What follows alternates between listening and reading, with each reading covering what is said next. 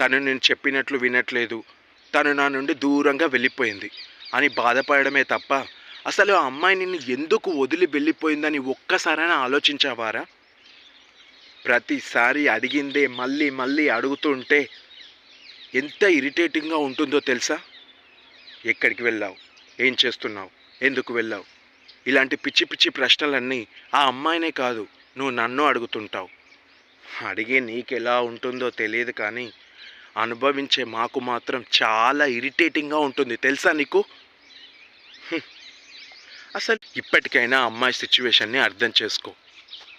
అరే ఆ అమ్మాయి నీకు నచ్చినట్లు బ్రతకలేక, తనకు నచ్చినట్లు ఉండలేక ఎంత నరకం అనుభవిస్తుందో నేను చూస్తున్నాను కదా.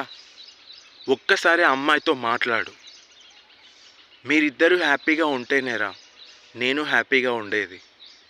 మీరు గొడవలు పడి విడిపోతే నేను కూడా హ్యాపీగా ఉండలేను. నేను చెప్పినట్లు విని ఆ అమ్మాయితో ఒకసారి మాట్లాడు.